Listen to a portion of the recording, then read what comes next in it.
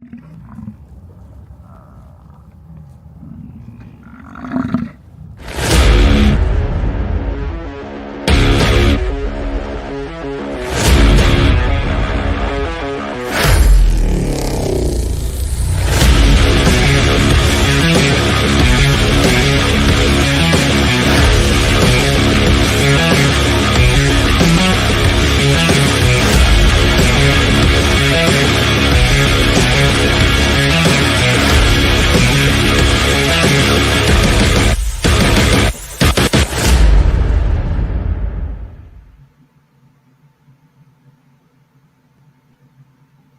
here we are. We're live.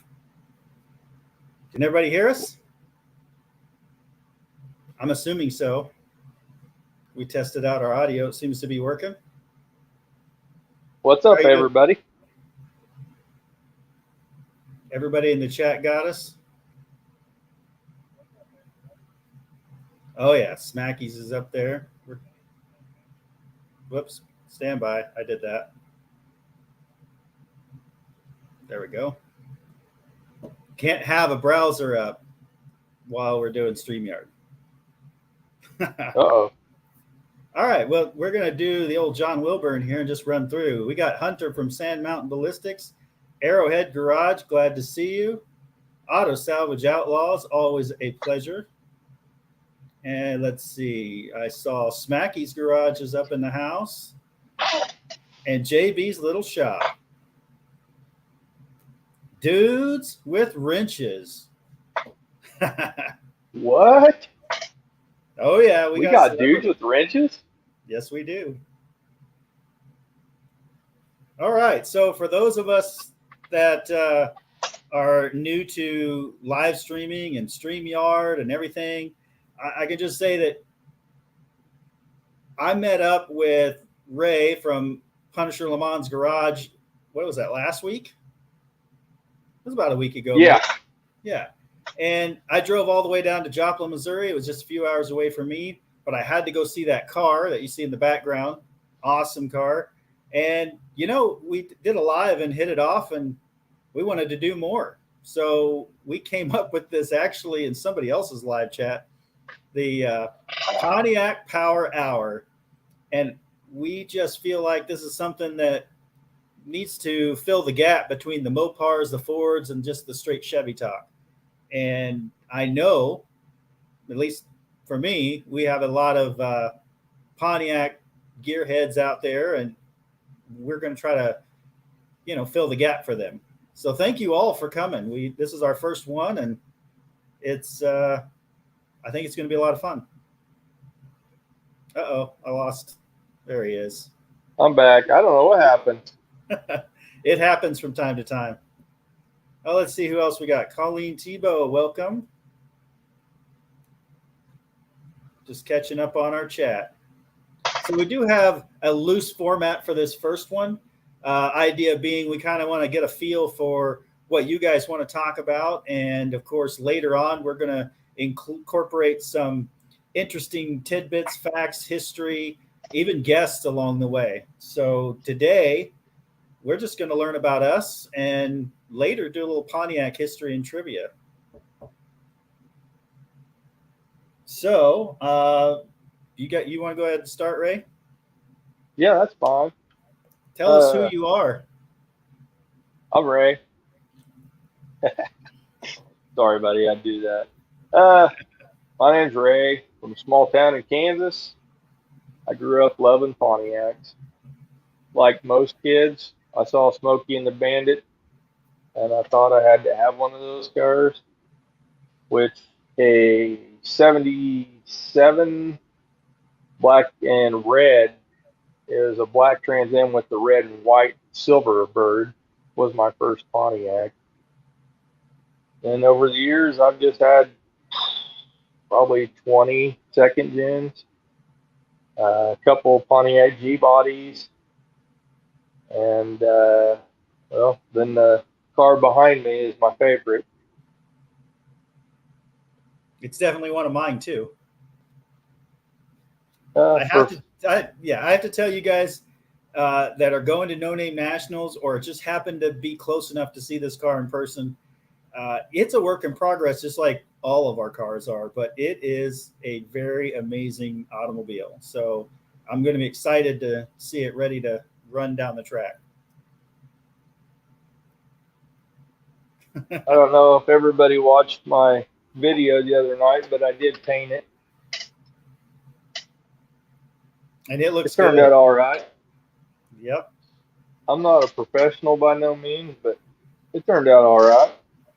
Well, you only become professional by, doing it for a paycheck. So, I mean, we got time.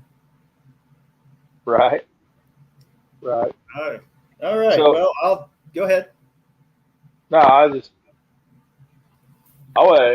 just going to tell you that it's your turn. Oh, yeah. Well, so for those that don't know, my actual name's Joshua Buffington, but if anyone calls me that or even Josh, I will not answer. That's not my name. If I get called that, then it's either my mom or, law enforcement looking for me. So everyone calls me Buff. I got the nickname and it's stuck, and I've just had it ever since. And people go, "Your name's Buffington?" Like, no, my name's Buff. It's like, like Kanye. I just got one name. It's all it is. But yeah, so I grew up with my father as a mechanic, and I, of course, fell in love with little Hot Wheels and driving them around my living room floor. And of course, Smokey and the Bandit was a favorite. Knight Rider was a favorite back in the 70s and 80s. Both of those were hits. Loved Dukes of Hazzard, but they didn't have a lot of Pontiacs. But what really got me was working on a Pontiac that was in my dad's garage. And then I might have taken it for a joyride while he was at work. And, it was the typical black and gold second gen Trans Am, and it was a lot of fun. And then later in life, just fell in love with the styling. I grew up in that time frame in the 80s and 90s where Pontiac was trying to rediscover their, I guess, performance roots. And so I remember when I was just old enough to really dream about cars, I was in that bicycle to car phase. I hadn't quite transitioned to cars yet. And I had this poster on my wall, and it was, from the late 80s. And it was Pontiac's full complement of concept cars. And they had a Corvette, mid-engine Corvette in that picture too. But it was some kind of magazine poster that I took out. You take the staples out and you pull the poster out and you hang it on the wall. And they're all concept cars. And I actually found a picture of one of them that's part of the trivia. So we'll talk about that later. But, I've owned everything from Trans Ams. Obviously, I have a Grand Prix. When we were doing the Couple Project YouTube channel, my wife bought a $300 Grand Prix. That was basically a piece of garbage, but we ended up running it until she hit a deer. So it was a pretty good car. I've owned a Fiero. That was a fun car. It didn't catch on fire. I'm trying to think. I had a 1977 Pontiac Phoenix. Look that one up. That's an ugly car. but I've had a lot of Pontiac Malibu. Yes. Isn't that a G body? Yeah. Yeah. So it could have been a cool car, but it wasn't. It was definitely not. I like them though. Yeah, they weren't bad. So yeah, and honestly, I didn't expect to be a full-on Pontiac guy as I got older because I really like my Chevys. I will drive a Ford, Dodge. I mean, I don't care, honestly. But I ended up picking up a third-gen Trans Am, and it's in our first video for Buff's Garage. And we still have plans for it, but just not there yet. And then, of course, digging for a car for No Name, I had the choice between an AMC Rambler or a 63 Grand Prix. I think I hit the lottery because you can see by subscribers and interest that was the way to go. And so here we are. So welcome everybody to the first ever Pontiac Power Hour. For those of you that don't know, my car actually was It's just a Le Mans. Everybody thinks it's a GTO. I don't know why. It doesn't have any GTO badges or anything on it. I mean, I get it. They do look alike. Yeah. But I drove my car out of a backyard. It had a 350 Pontiac with a 2 barrel and 256 gears, I think. And I showed Buff pictures of it. It was rough when I got it. So this car's been a journey. I wish I would have built the whole thing on YouTube, but that's been like 8 years in the making. So it's where it is today. It's it's a 700 horse manual transmission street terror, pretty much. Yep. And I love the big old twirly on the front of it. It's a beast. So, like we told you guys, there's going to be kind of a loose format. We will be reading throughout the chat. So if you guys have any questions that you want to ask or comments, pop them in there. I'm learning how to use StreamYard. Let's see. Look at that. Got my first pop-up. Straight out torque, you can't beat a Pontiac. I keep getting told that, and I LS swapped mine. I know you LS swapped yours. But it doesn't mean I'm not willing to throw Pontiac in it later. I had a 80 Trans Am with a 455 Pontiac in it, and they're not wrong. I mean, you shifted at 4,800, but that thing was crazy. It had a crap ton of torque, probably around 500 foot-pounds, because they can have like 350 horsepower and like 500 foot-pounds of torque. It's ridiculous. Whereas the LS is just the opposite. Usually like torque and horsepower is pretty even. Right. Well, so what I found kind of interesting is I've got this 82, which is a 3rd gen Trans Am, and it's legit. Check the VIN. It is a Trans Am. It's not just a Firebird. And they were kind of dogs in 82. They didn't have a ton of power. And the big thing is, which you're going to find, I've been trying to upload a new video on the Grand Prix for the last, almost 20 hours because YouTube's being slow. But anyway, the original rear end in the Grand Prix was seized up completely. I looked at it, everything's rusted solid, and I can't get parts for it. So I looked around and I measured, and the Trans Am's rear end's within an inch on either side of being able to fit under the car. Now, I totally expect all the naysayers and the people saying it's not going to work. But what blew my mind was the size of the rear end between the two cars. That 63, it's got huge axle housings and a giant pumpkin on it. Like, this thing is basically like a Ford 9-inch. It is beefy, strong, ready to go. And then I put that Pontiac Trans Am one under there, and it is just puny. I think it'll be fine for no name, but we're definitely going to have to rebuild the other one and put it back under the car. So that Grand Prix actually had a bolt-in housing like the 9M? Yes. See, I knew some of the early ones did. The front drops out just like a 9-inch. And so it's massive. But to find the parts for them, I called all the big guys, the big, gear vendors or not gear vendors, but the folks that are making out these all rear end rebuild kits and all that. And nobody had the stuff I needed. So I'll find them eventually. So my car has a 9-inch in it. Before that, it had a 10-bolt.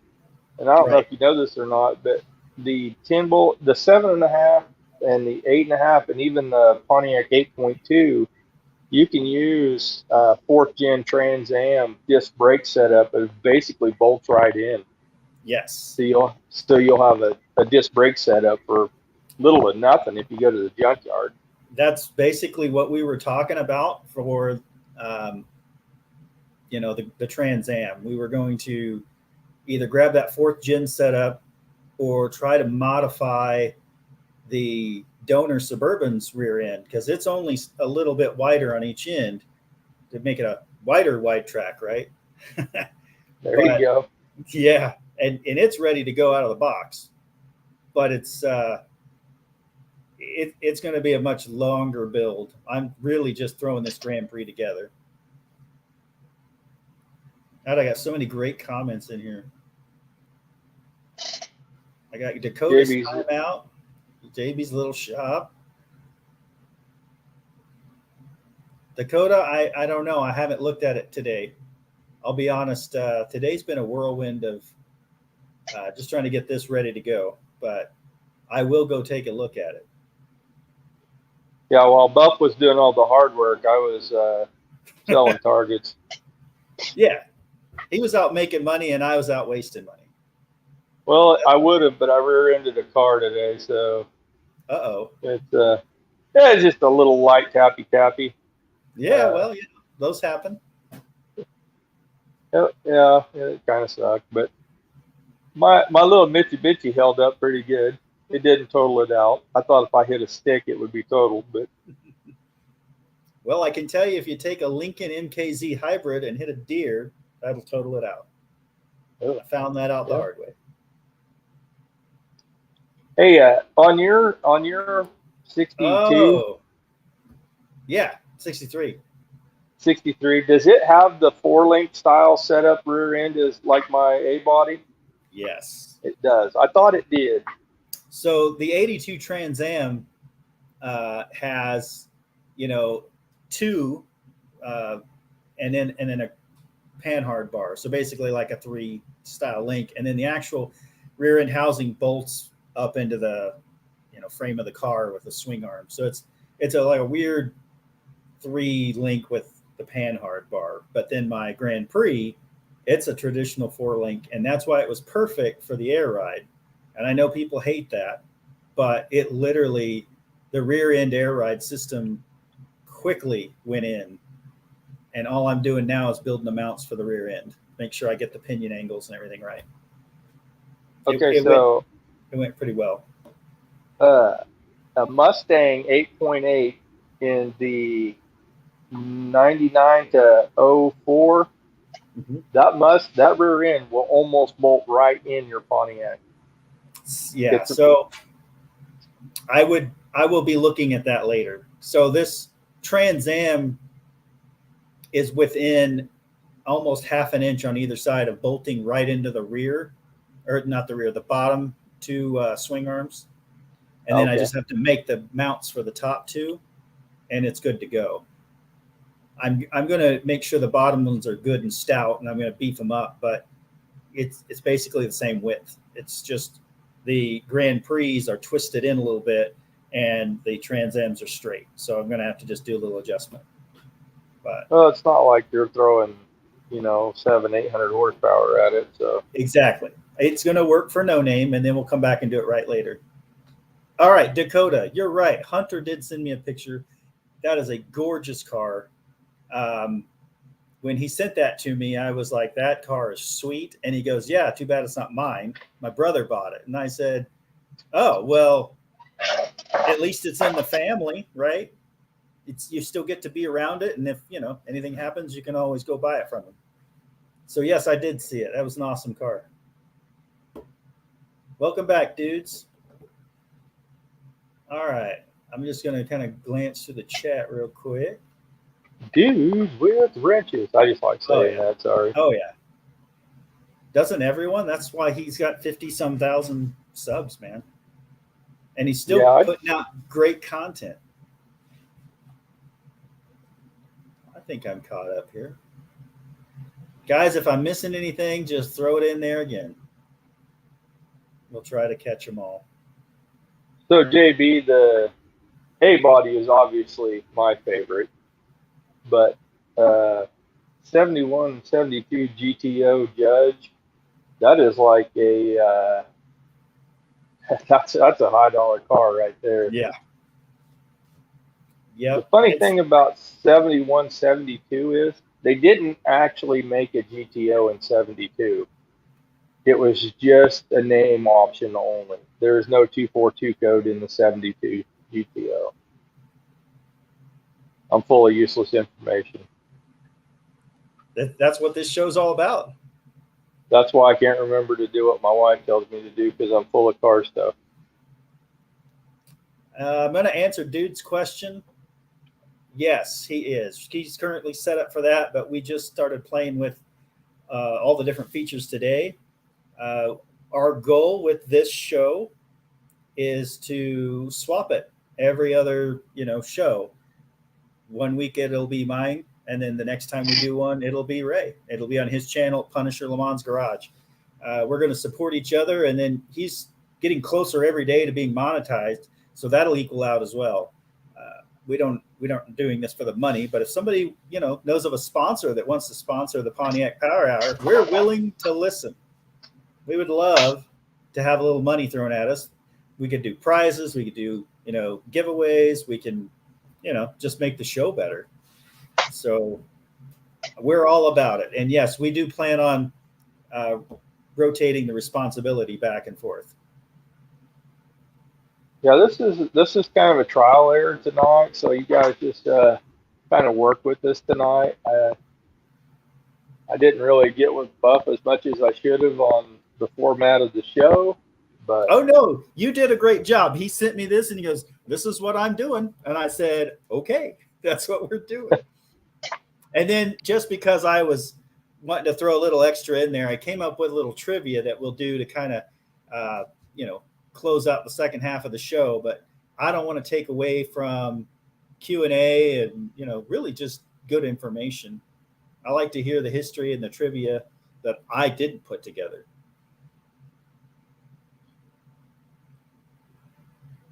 Do what? Do what? Sorry, I was reading comments. I want to hear what these guys have to say, what you have to say about Pontiac history, interesting little tidbits, things that most people don't really understand or know unless they're kind of in the scene. I put together a little bit for the trivia, but I think most people know, the answers to those questions. So I got a question for everybody. What is one thing that you can say to a diehard Pontiac guy that'll make his head explode?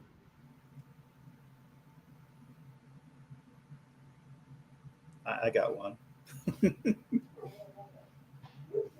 If you use the term big block Pontiac, they go crazy. So I do it on purpose. I just, I don't understand it, but my goodness, they get so mad. Yep, Hunter nailed that one. Big block.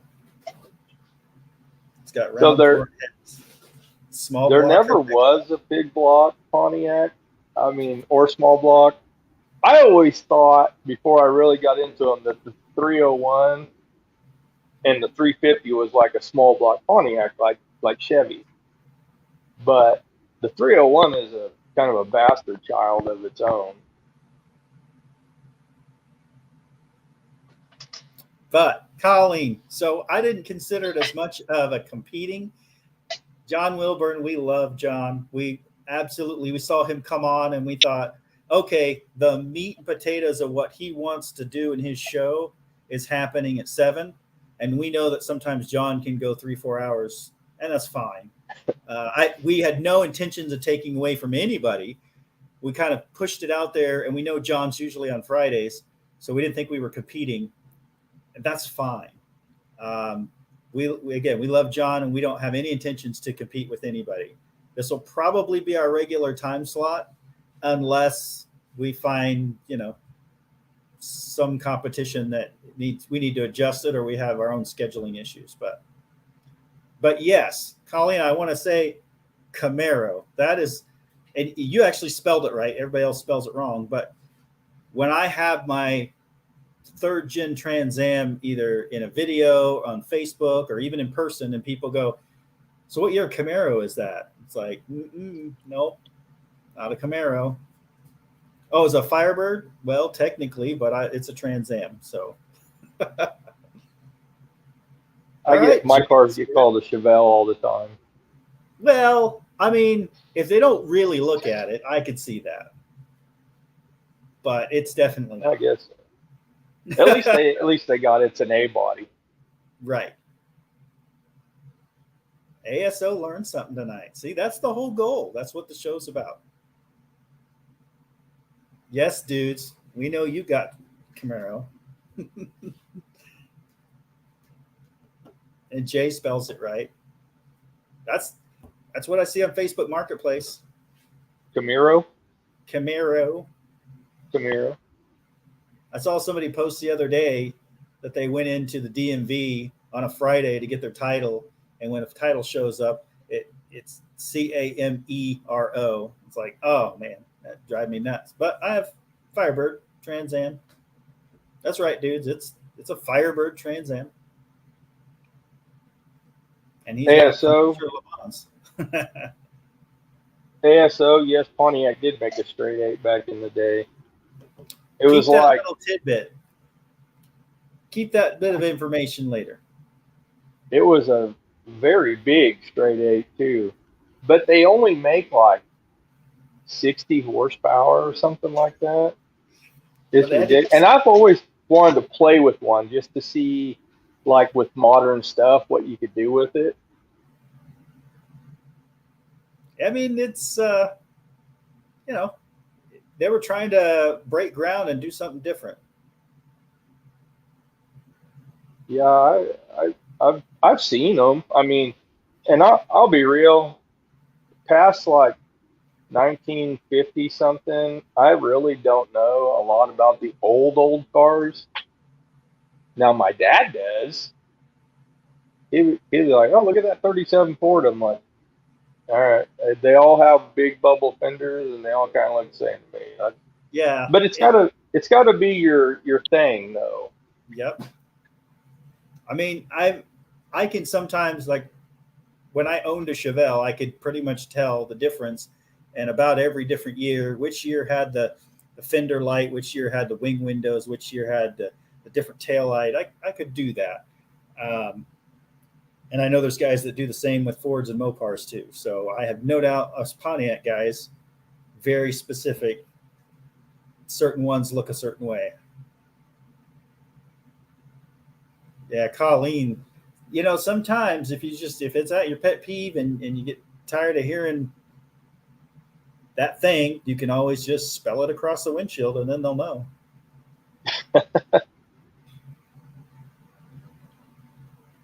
Oh, there you go.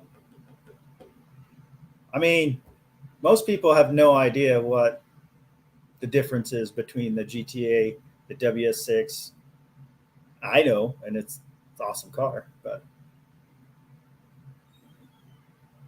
yeah. Well, the thing is, though, there wasn't very many GTAs produced. Right. But now there's more GTAs than there is GTAs on the registry because everybody wants. Same with like my Le Mans. How many of them got turned into a GTO? Right. Early Firebirds. How many of them got turned into a Trans Am? I mean, there's more of them now than there was produced. I don't know. It just kind of drives me nuts. I wouldn't turn my car into a GTO because it's not, but it's like a fake pedigree. It can't now. It's the Punisher Lemans. There's nothing else like it. Right. And, dudes, yeah, that's the whole point of the show is it's otherwise useless Pontiac knowledge because, Pontiac's a defunct company. I doubt they're ever going to bring it back in anything like it ever was. Like they brought the Hummer back as an electric vehicle. Like that's just crazy to me. Don't screw up Pontiac. If you don't want to do it right, don't do it at all. Leave them alone. Just leave it dead. If it's coming back electric, don't do it. Right. You're going to see a Trans Am or something ridiculous come back and it's full electric. Oh, my goodness.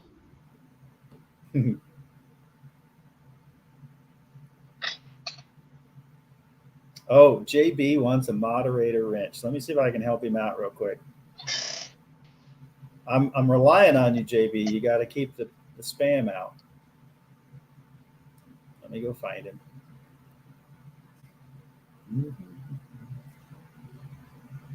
There you go. That's official. All right.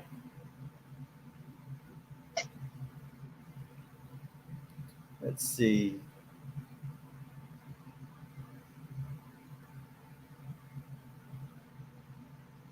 Who cares about any new car companies? Well, unfortunately, we're seeing what's coming out, and like them or not, that's the future. We might all be on electric magnetic bullet trains or some crap in the future. I don't know, but what I do know is right now we're burning gasoline, and I'm pretty stoked about it.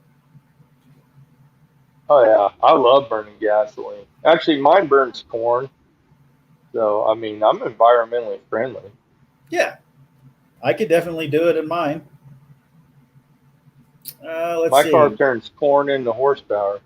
We're going to get you a sticker for the back. Thank a farmer for all my horsepower. All right, JB, what did we lose? We lost Pontiac, Oldsmobile, Saturn. It's gone. Not that we No really big loss. know.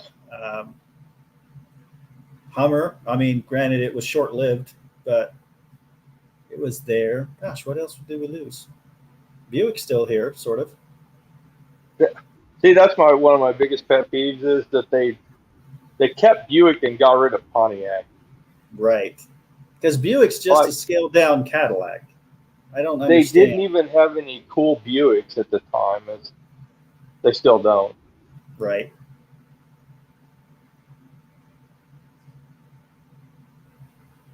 Pontiac straight six overhead cam. So there's I can't remember, Liv or something like that. She has a 66 Tempest that has a 6-cylinder, and I was watching a video the other day. They were pulling it out. I have never messed with one of those overhead sixes, but there was a guy that turboed one, and it made okay horsepower. But I mean, See, that's what I like about hot rods right now. Because growing up, everything was small block Chevy. Fords had the small block Chevy, Chevys, Buicks, Pontiacs. They all had small block Chevy in, pretty much. And because they were cheap, fast, and readily available. Now everybody started LS swapping everything. Again, cheap, fast, readily available. But now people are doing some cool stuff with the oddball engines that you don't see very often. And I mean, we're seeing the straight sixes come back. We're seeing guys doing some crazy stuff with those and pulling horsepower out of thin air in some cases. It's pretty awesome. So I'm going to do a. Go ahead. I'm just thinking we're in an exciting time in hot rodding right now. I am going to do a 4200 turbo at some point, but I don't know what in. But it's going to happen. There's that. Who is it that has that little Z car that has a twin turbo 4200 inline six in it, like a little 240Z? They're in the known name. Yep, I remember seeing it. I don't remember who it was. I'm sure these guys know. Wicked little car. Anyway, off topic of Pontiac, I guess. See, that's what happens with me. That's okay. We are not on a strict schedule today. Hunter, yep, we've. I think that was the biggest problem throughout most of Pontiac's history, is they often would make GM or Chevy look bad, and Chevy didn't like that very much. No, and they actually stole. If you ever look at I think it's a 64 Pontiac Banshee is actually the C3 Corvette. And then Chevy, and that happened a lot. Chevy stole Pontiac's design a lot. We'll actually visit that in another episode, talking about some of the concept cars and what they were. And I believe, just like you said, they got squashed because then later GM picked them up and ran with them. Exactly. Just like the Corvette. Let's see. I saw First Responder Garage was in the house. Dr. Art is in the house. Welcome, guys. We're doing just kind of a loose format today, but we will do a little trivia here in a little bit. JB's little shop has a wrench, so watch out. Doug's in the house. Thank you guys all for stopping in for our first ever Pontiac Power Hour. Yeah, so let's bring this one up. Everyone, this comes from Dude with Wrenches. Everyone has to claim the Buick Grand National was awesome, 3.8 turbo. But who had the turbo car before that? I mean, it got squashed. Once we hit third gen, Pontiac had came up with a turboed car ready to go, and GM said nope, and we ended up with the doggy 305. Buick did have a 3.8 liter carbureted V6 in 1978, though, but it was a turd. I really wish that they would have came up with something different than turbo in the 301 and the 81 Trans Am, 80 and 81 Trans Am, because that was horrible. I think that they had the right, thought process and desire. They just didn't have the resources. And then, Chevy came in or GM came in and took it all away. Said, nope, you're going to do what we tell you.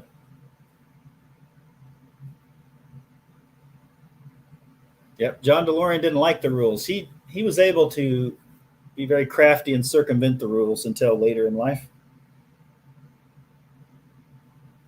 Yeah. For a smart guy, he sure did create such a piece of crap with the DeLorean.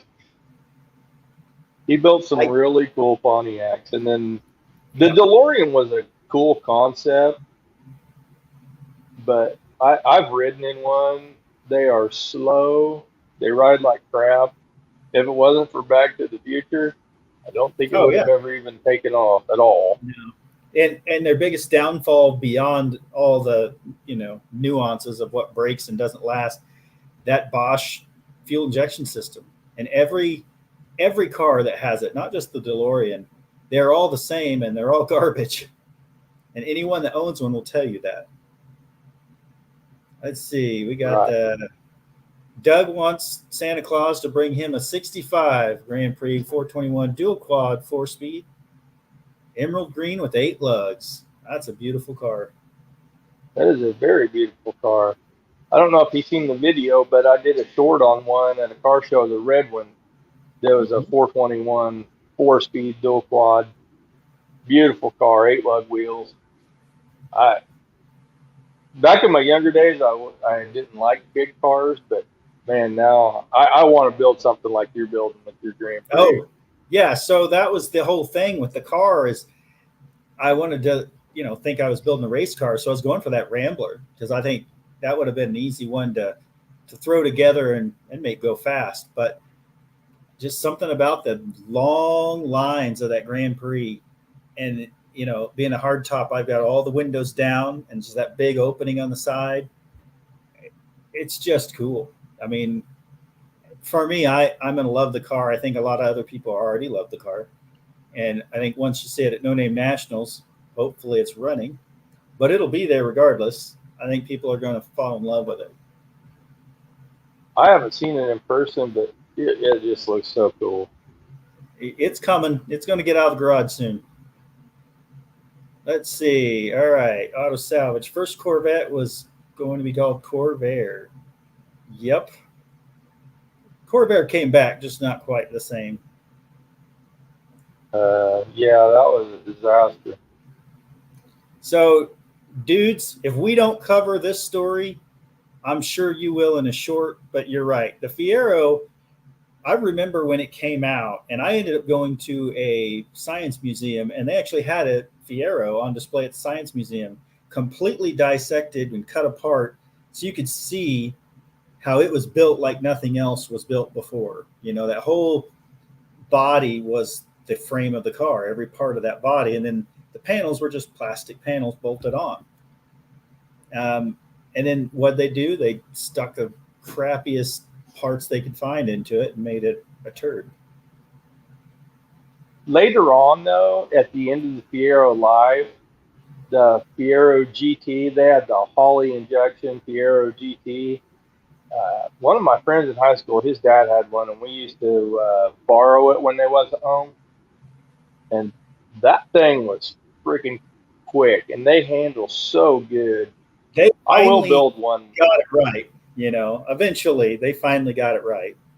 And there's still a huge aftermarket support for those cars. You can do a lot with them. Oh, yeah. They're At actually zero. starting to become pretty popular and pricey. So there was that time when they kind of declined. And then I would say late 90s, early 2000s, when they didn't make them anymore, all of a sudden they kind of spiked back up, and the kit car craze got big again. It was big in the 70s, and then it came back, and then it kind of declined again. But now we're seeing good specimens of those cars up in several thousands just for a running car, or a decent shape running car, and they're plastic, so as long as it's not brittle, it's still a good car. All right, ASO. Chevy pulled that plug because they were scared it would outsell the Corvette. If it had a decent engine in it early on, it might have, because Corvette should have been a mid-engine car. I mean, it is now, obviously, but who's got $100,000+ to spend on it? But Fiero was a car you could buy. It was sporty. It was like riding in a go-kart. Yeah. And with the right engine and transmission combination, they're pretty peppy. I'm just going to say that there's a couple companies that make a bolt-in LS swap for those. Yeah, so the LS4. The big North Star swap that was huge. We all know that North Star engine's crap, but that was something people were throwing in those cars for a while. And now that you've got that, transverse LS that you can put in there, now we're talking LS power in a Fiero.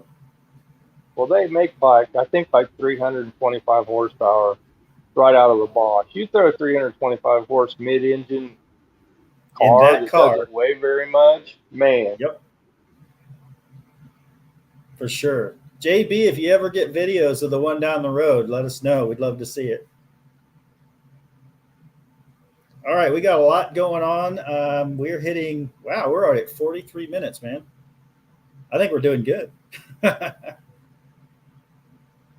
about we hit a little trivia? Time we go this fast at work. Oh, I know. Let's try a little trivia and see how people do in the chat. Stand by.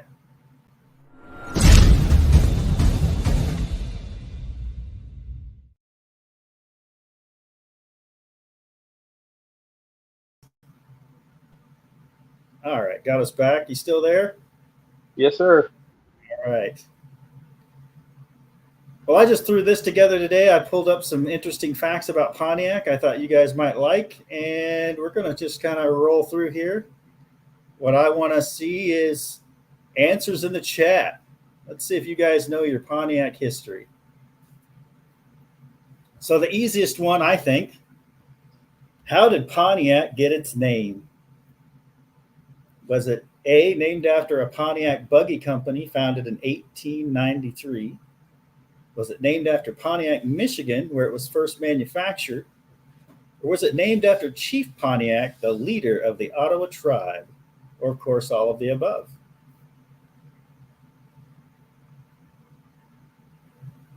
Oh, everybody likes the intro.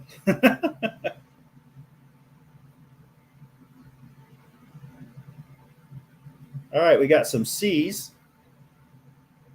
Chief Pontiac. It's starting to look like my grade card in school.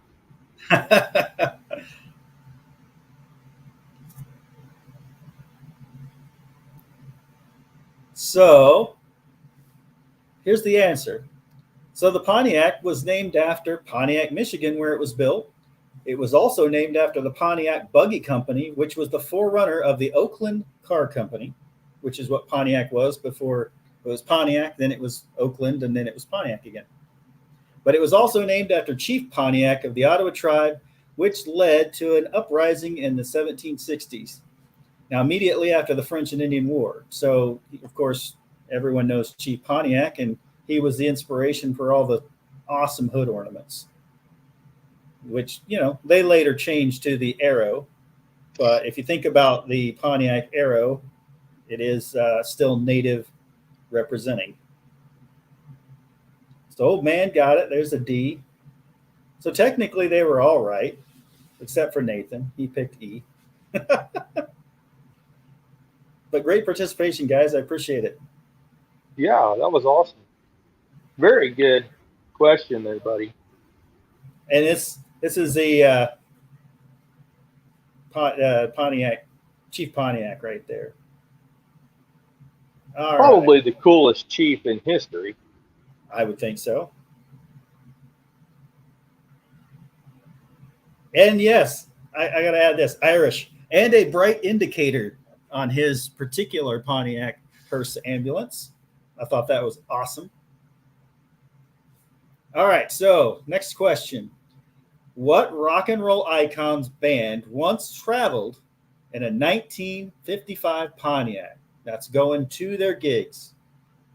You got Booker T and the MGs, Ronnie and the Daytonas, Buddy Holly and the Crickets, or Bill Haley and the Comets. Oh, I already see answers popping up. Dakota says it's Buddy Holly. Final Ronnie answer even. Well, Dakota's changed his answer. Yeah, final answer. He's going with Ronnie and the Daytonas. Colleen says it was Buddy Holly. Irish says Ronnie. ASO says Buddy Holly. Dude, man, plenty for Buddy Holly. Old man says Bill Haley in the comments. All right, Dakota says C. He's going with C. Dude says Crickets all the way. All right, let's see what the answer is. Drum roll. Buddy Holly and the Crickets. They utilized a 1955 Pontiac, and this is the actual car in the photo. All right. Cool car, too. For sure. And let's go back to this one. All right. Now, who is considered responsible? And I think everyone knows the answer. But before you answer, let me finish it. Who's responsible for turning Pontiac into a performance brand in the 1960s with the introduction of the GTO package? Is it Chief Pontiac, Lee Iacocca, Davey Jones, or John DeLorean? Oh, Hunter's on this one already. Dakota's got it. Yeah, it seems obvious, right? What's funny is if you read the actual history, the outgoing, Pontiac president then goes to GM, and he was actually pushing for that. And then once he was at GM, he's actually trying to stifle John DeLorean and keep him from actually outselling him. Right. Beach Boys. They did have a song about the GTO. Yes, they did. Which I don't know who actually wrote that, because I think Jan and Dean did that same song. And there was like 3 bands that did that same song, My Little GTO, but I don't know who actually wrote it, so we may have to look that one up. Didn't they have Beach Boys had somebody else write them a song that they ended up not using? Maybe. Anyway, we won't talk about that guy. All right. So we've got a lot of different answers. I think Iris is on to something here. We got Lee Iacocca, we've got John DeLorean, we've got the Monkees, the Beach Boys. We've got all kinds of things. They did both have GTOs, though. The Monkey Mobile was somewhat identifiable as a GTO. It truly was. So we all know Chief Pontiac, and Chief Pontiac was assassinated in 1769, long before the car company was even founded. So, yeah, he was not responsible, but he's still an iconic figure in our Pontiac history. And for those that don't know who Lee Iacocca was, he's known to be the father of the Mustang when he was at Ford Motor Company. He then later went to Chrysler, was the, I guess, catalyst for the first minivan that came out in the 80s. So he's got pretty iconic history, I would say. Let's fix that. All right. And then Davey Jones of the Monkees, definitely Jay from Irish Outlaw Garage got that one. It was kind of a GTO, but they themselves didn't. They're not the reason it got to be a performance brand. Let's see. And of course, the correct answer is John DeLorean. And I even threw a DeLorean in there just for fun. He joined Pontiac in 1957. He turned that into GM's performance division. They eventually formed its own car company later into the DeLorean, and we all know how that ended. If you didn't watch Back to the Future, then you wouldn't even know what a DeLorean is. But him and some federal agents and some cocaine was the end of John DeLorean. All right, back to trivia. Here's a tough one. I want to see what people actually think. What year was the Bonneville introduced? Now, if you really don't know the answer, that's fine, but we'll just read them off. There's 1954, 1957, 1959, and 1965. And you can definitely get cool points if you know the details about it.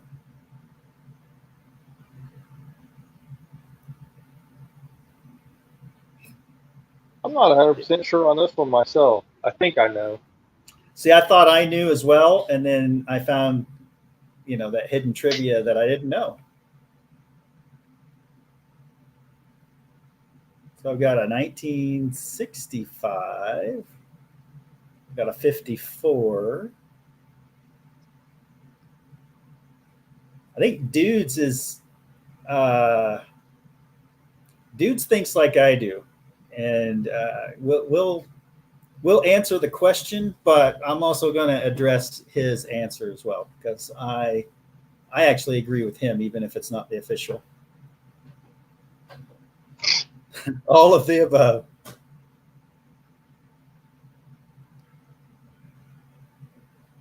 All right, so I'm just going to address Dudes because I need to. So the reality is, the first actual Bonneville appeared as a limited edition convertible in 1957. I believe I've got a photo of that. There you go. She's a beauty. It was the first Pontiac that was also had a fuel-injected engine. However, the first car called a Pontiac Bonneville was in 1954, just like Dude said. And I don't know if you noticed what that might look like, but it was the 1954 concept car for the Corvette. It was the inspiration for a Corvette, just like the Corvair later became an inspiration. So, yeah. Anyway, it started out as a limited edition convertible in 57, and that made it its first official Bonneville. And then, of course, concept car in 54. In 59, the Bonneville became its own full-fledged car, not just a package add-on. And that introduced a four-door hardtop and a station wagon. And by 1965, the third gen Bonneville was introduced, and quite honestly, it's a beautiful car as well. Pontiac Chieftain, man, we got all kinds of good answers. The Pontiac Chieftain is what the Bonneville was turned into the Bonneville, correct? I believe so. So, Hunter, to answer your question, 57 was the first Pontiac, that particular Bonneville with the limited edition convertible. They made like 800 of them. I mean, it's in that ballpark range. And they were the only ones with the fuel injected in 57. So later by 58, that's when you saw it more prevalent. But in 57, there was only a handful of them made, really. That's according to my fact checking. Who came up with the fuel injection for Chevrolet or Pontiac? Because they both had it in 1957. Do you know the answer? I do not. I don't either.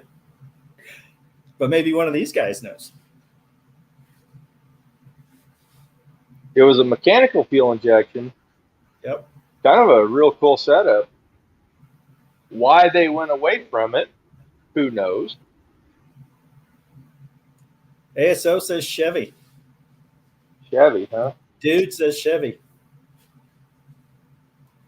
I thought it was a 265 that got fuel injected. I could You be can hash wrong. that one out. I honestly don't know, because I know they had the 265, and then they had the 283, and then they offered the 327. Now Hunter says when Pontiac was building fuel injection, Chevy was working on diesels. That's why I love this conversation, because I feel like there's just so much information here. All right. I got another question for you guys. Let's see what it is here. So what significant event happened for Pontiac on October 29th, 1991? And most of you here will have been alive and can at least relate to this question. A, the Fiero died. B, Pontiac introduced its first minivan, the futuristic Pontiac Transport. C, Pontiac built its 30 millionth car. Or D, Firebird celebrated its 25th anniversary. I know Dudes is going to get this one. Hunter says the anniversary Firebird. ASO says it's the Pontiac Transport. Dudes says 30 millionth car, and so does Jay. And since we're getting tight on time, let's see what the answer is. It was C. It was in 1992, Pontiac rolled off its 30 millionth car. And let's see. A supercharged Bonneville SSEI rolled off that assembly line. It became Pontiac's 30 millionth vehicle. The Fiero actually died with the 1998 model or 1988 model, just 5 years after its introduction. There's that guy. That's sweet. And then this was the thing I had sitting on my wall as a kid, which was in 1986, the concept vehicle for the Pontiac Transport minivan with the gull wing doors. I thought that was the coolest thing ever. But if you actually saw what they made in return, it is nothing like that. That's what they ended up with. Not quite the same vehicle. And it looks like the Pontiac Grand Prix got whacked off. Yep. And to address the Firebird 25th anniversary, that would come the following year. So let's see here. And I think I got another one. All right. Now this one's going to take you way back. In 1932, so you were talking about over Pontiacs, right? The Great Depression overtook the country. People stood in line for food and jobs, and rumors were abound that General Motors would discontinue production of the Pontiac, the Buick, and the Cadillac. So what change saved the Pontiac? Did they decide to use Chevrolet parts? Did they introduce a V8 engine? Did they offer steel roofs to replace their soft tops? Or did they implement that slogan, wide track, that we know so well? See what you guys think.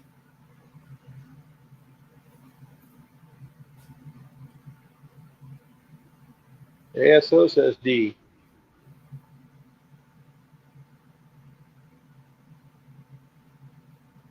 Hey, Colleen, we're just happy we got you guys in here. We know you guys are the dedicated group, and we got some strong Pontiac history coming out of our chat, so we're pretty excited about it. I think once people realize that we're, Pontiac focused, it's not that we can't veer off from here and there, but we stay mostly on Pontiacs. I think that'll draw a specific crowd. Right.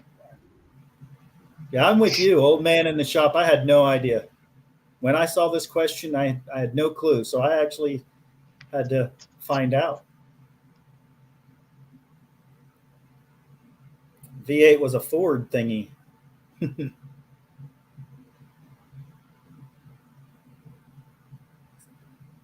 So Colleen says A. Jay says wide track. Dudes. I mean, he's kind of the knower of all things, right? He says using Chevrolet parts. And let's see. Nathan, yes, I'll do a better job. I apologize. I threw it together quick, and I will do a better job of making the answers larger. Yeah, on your phone, I bet that is hard to see versus I've got it on a laptop.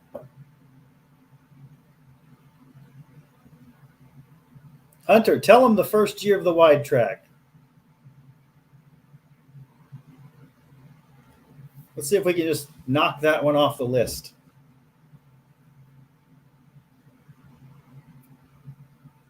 Give him a minute.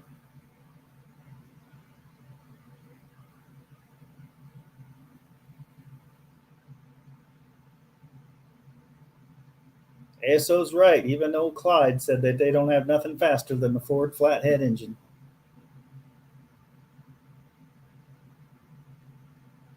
Hey, thanks, Lars. We appreciate you, buddy. Yeah, have a good night, Lars. Glad you stopped by.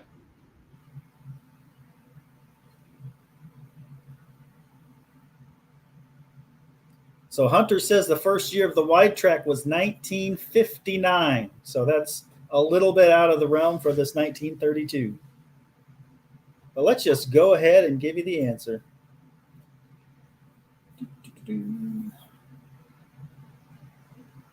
There you go. There's your 1932 right there. Oh, that's a sweet. Go ahead.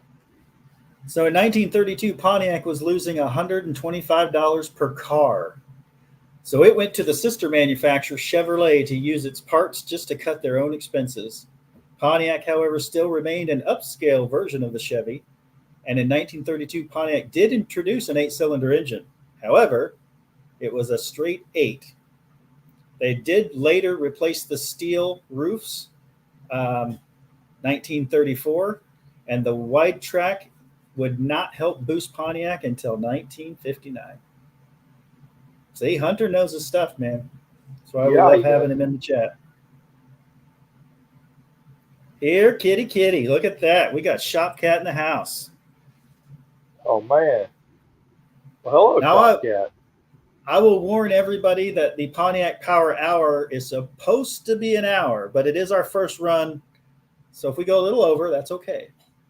But we don't intend on going 2 and 3 hours. Especially I did, however, already eat dinner, Bob. I didn't take that away from you today. I'm having dinner in a can. If I don't eat dinner by 8 o'clock, I guess it's my fault.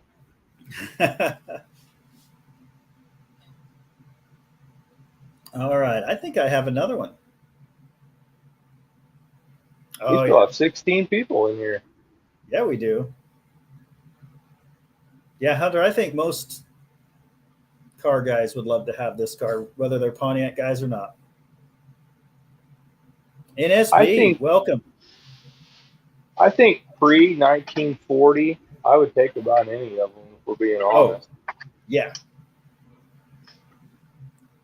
All right, let's get to this last trivia question. And I think this is for all the real Pontiac fans, because I think we all grew up watching the same movie. You should all know the answer to this, but you'd be surprised how many people don't. So, what is the model year of the original Smokey and the Bandit Trans Am? If you've seen Smokey and the Bandit 2, so you've seen Smokey and the Bandit 3, those are not what we're talking about. We're talking about the original Burt Reynolds Smokey and the Bandit Trans Am. Oh my gosh, we got Destroyer 1320 in the house. I see a lot of C's. 1977 seems to be popular.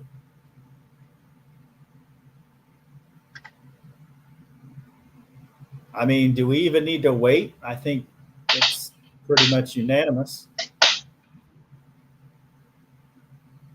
Fun fact, though, they did use some retrofit T-top 76 Trans Ams in the production of that movie. Yep. And the original idea was they went and pushed for this car to be featured just for this movie. So I'm trying to think. That film was a sleeper hit. It followed some initial poor performance, but it went on to gross $126.7 million in North America versus its budget of $4.3 million. It was Which is a lot of money. In 1977, it was the highest grossing movie after Star Wars.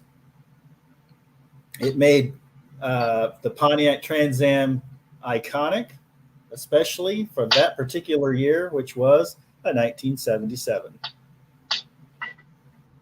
And originally, before they had to retrofit some cars, the production company purchased five 1977 Pontiac Trans Ams, and all were damaged in the movie.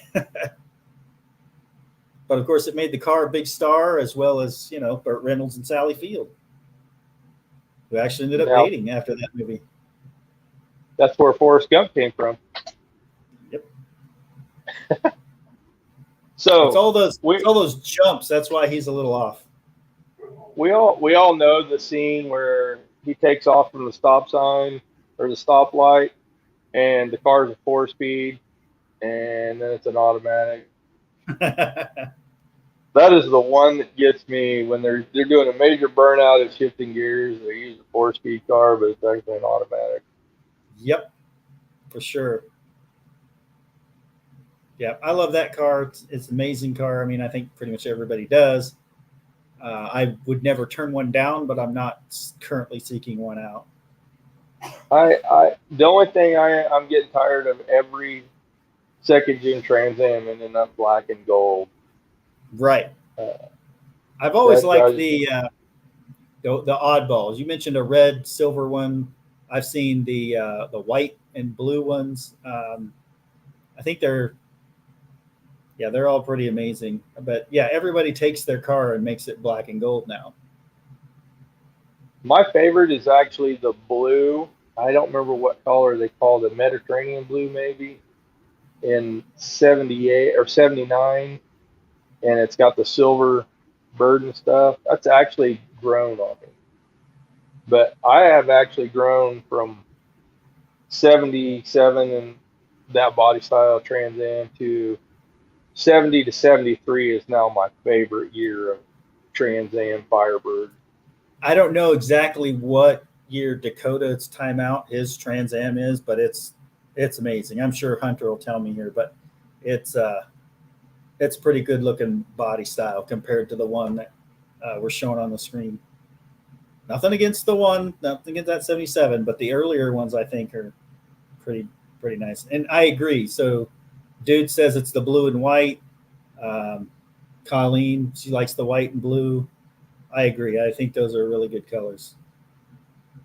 Oh, Hunter says that was a 74 that Dakota has, and it's a red one, but I just love the front end on that car. So 74 is a good looking car. 75 and 6, they're not my favorite, but I would take one. I believe 76 75 or 76 was the last year of the Super Duty. It had a very low compression, 455, but it was still a Super Duty in very limited numbers. 73. JB says that's the best looking one. I do agree. like them. They're good looking cars. All right. Let's see here.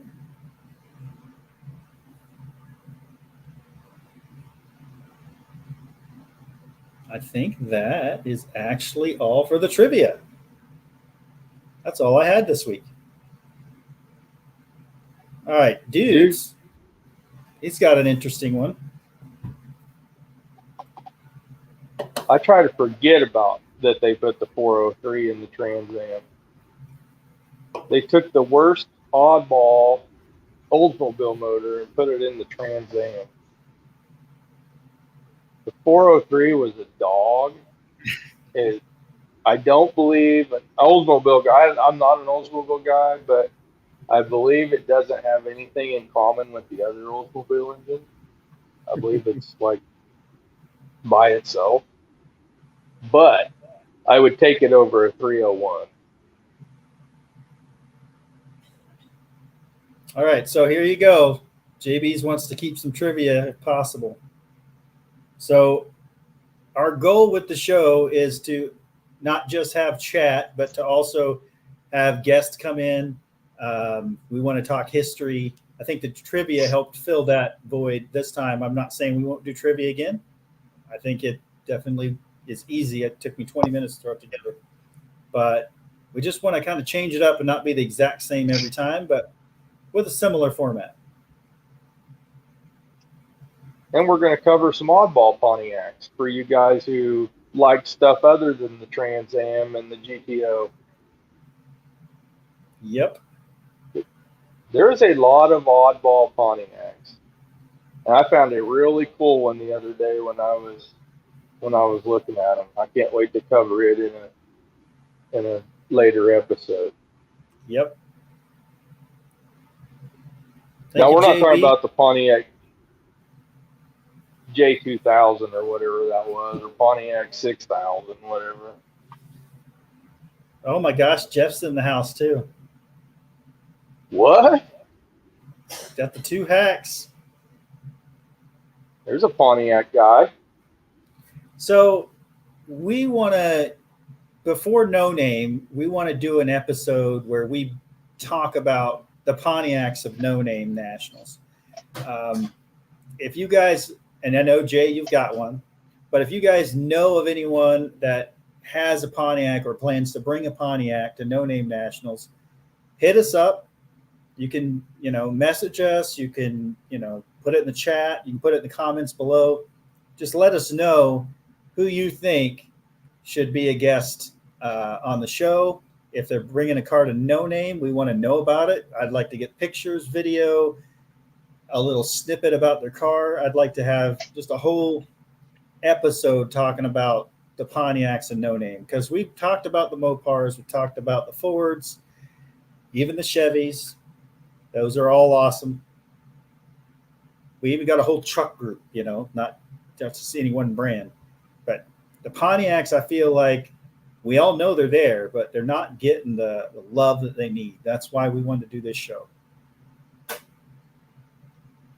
Yeah, JB, I know there's a few. I want to see who's got them. Irish has the most unique Pontiac. For sure. For sure. I mean, I fell in love with it immediately. And that didn't even have anything to do with me being a paramedic. It's just I really, really like them. All right, let's see what else we got. People saying hello. Dudes, I think you are aware. I don't know that you're coming, but I think you're aware. And Dude yes, says he's secretly an AMC guy. I mean, I would be if I had one. I think they're awesome. I know another guy with an AMC. Looks like Jeff had a couple of AMXs. Yep. So I think we have the contact for the Holy Goat gentleman, Mr. Dalton. We might know how to reach him. So Yeah, he could always probably stop in for an episode and give a chat. I did get the opportunity to check out his gold Le Mans Sport he has. That's a pretty good looking car. Yep. I'm hopefully going to get to see them all up close and personal soon. The Holy Goat is just its own entity. You It's have got, to. I know Jeff's seen the car at World of Wheels, but the yep, car is just it's unique. that's the beauty of it. It's got some Pontiac roots, but it is its own thing. Oh, I won't forget Thumper. What was the Arrowhead Garage? He came in early. I seen Thumper was working on a Trans Am with like a 461 in it or something like Yep. that. And there's somebody else that's got Trans Ams as well. I just sold my Formula. You didn't get to see it when you was down. No. Uh, I had an 81 Formula. The more I looked at it, the more I realized that I did not want to tackle it. So it made your car look rust free. Yeah, mine's coming along. I've got the video that's uploading and it's taking way too long. It should have been up yesterday, but we have done a lot of work on thwarting the frame rust and stiffening it up so it can at least handle one or two burnouts. I agree. The Holy Goat's unique. We got stuff with Cletus in the house. All right, guys. So we really did not plan on going much over an hour. I didn't have much content built to go beyond an hour, but I will say this: if you guys have specific questions or want to talk about something just for myself or Ray, then bring it on. We're ready to answer your questions.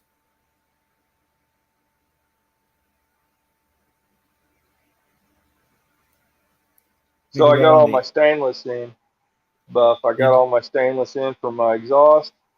So I should be making spoolie noises next week. I ordered a special exhaust tubing because I needed something that was very low profile because my car basically sits on the ground and there's not a lot of space under the car. So I don't know the official name for it, but it's an oval 3-inch tube versus a round. So we'll see how that turns out. But I finally got that. It's oval. Yeah, it's just oval. Man, you could build some boom exhaust. That's the kind of the NASCAR direction boom. I was going. Yep. It's kind of the direction I was going. But we'll see how it all comes together. Oh, look, Jay's going to take the T-Bird out finally. It's about time. Your car is so much farther along. ASO, we don't need that kind of hate in the chat. 29 days. No, I don't even want to hear it. At least you got paint on yours. I'd say I got a big check mark off of mine. So, but if I had a whiteboard, it would still be full. Yep.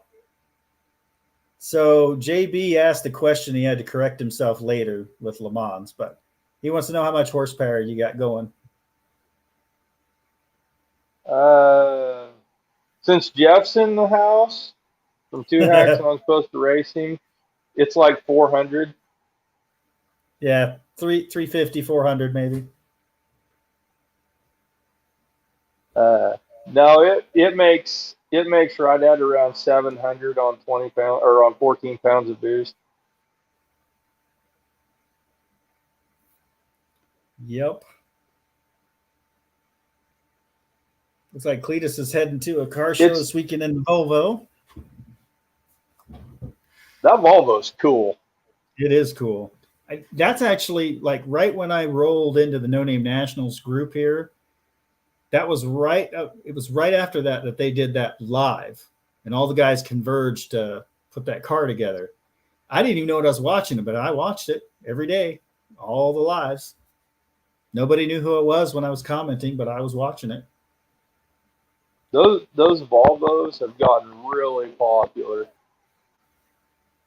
and I used to think they were so ugly, but now I'm like, yeah, these cars are cool.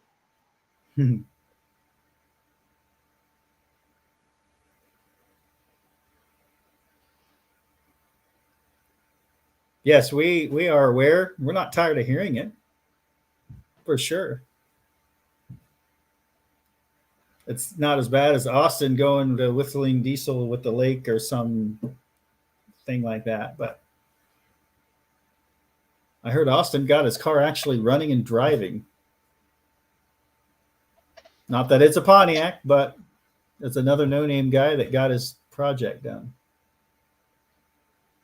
Oh, here you go. Here's your answer. Yeah, we're about the same, buddy. Yeah, Yeah, we are about the same. Super slow, which is good because Jeff's got no brakes.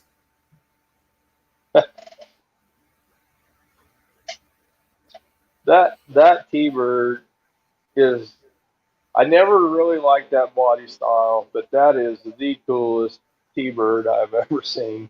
I think that's what you do. It's you take. Awesome. It's kind of like building the best house in the worst neighborhood, or no, how's that go? You buy the worst house in the best neighborhood, and then you fix it up. Well, basically, Jeff took one of the ugliest T-Birds they make and made it one of the coolest T-Birds you've ever seen. I mean, with the big hood opening and the tunnel ram sticking out, and you got, the Mighty Duck on the front of there just ready to death-proof it. Oh, yeah. It's an amazing car. Oh my goodness. Look at this. We've gone past our hour, but that's okay because John Williams is in the chat. Or John Wilburn. John Williams. Oh, my gosh. Star Wars.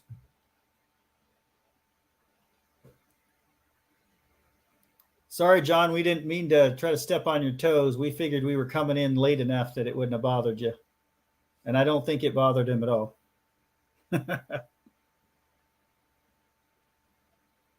Was he talking about fuels or something? Yeah. Talking with, was it Thumper, Sweaty Fat Guy, about ethanol fuels or methanol? I'm sure I got it wrong. But the difference is in the fuels.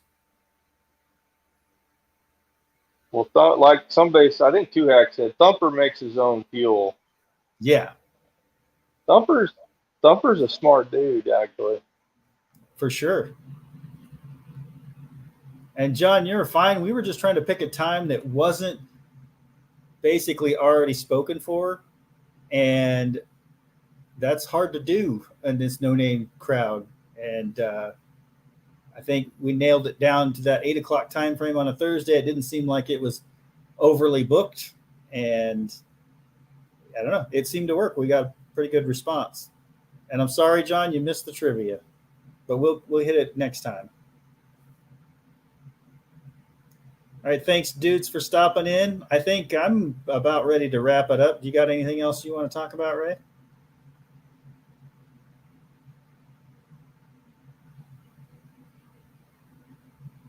Am I missing anything else?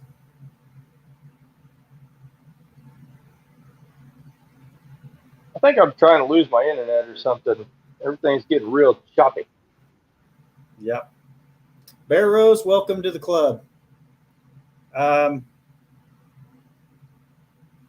I'm not too worried about the time slot. I think we're going to try to hit the Thursday at 8. Like I said before, we're going to swap between my channel and Punisher Lemans Garage channel and just swap back and forth. There are going to be times that it may not work, and if that's what happens, then we just might skip a week. It's just the way it goes, and that'll be fine. When we're going to No Name, I don't know, we might do a live special from No Name, but I will actually be there on Thursday night, probably sitting in Lambert's. Man, I wish I could make it Thursday night, but I'm going to be down there first thing Friday morning. So, Oh yeah, yeah. We'll get it all figured out. We might just have to play catch up. I think we're gonna have plenty of time to see everybody, and um, yeah. Thanks, John. We appreciate the sub and keep watching for us. This is the first one. I think it went pretty smooth, and we got a lot more Pontiac love coming. All right, Ray, if you're good, I'm going to go ahead and close her out, and we'll catch up next time. all right, man. Like I said, my internet's going in and out anyway. So if I just sit here staring at it, it's because I'm trying to figure out what the crap's going on here. Yeah, that's all good. We'll go ahead and close her out and catch everybody next time. Thanks for watching. We appreciate y'all. Yeah, have a good night, everybody. Thanks for watching, supporting us. I think it was a good show for our first one. Absolutely. All right, let's see if we can hit that button. Yep. All right. There we go. Catch you later.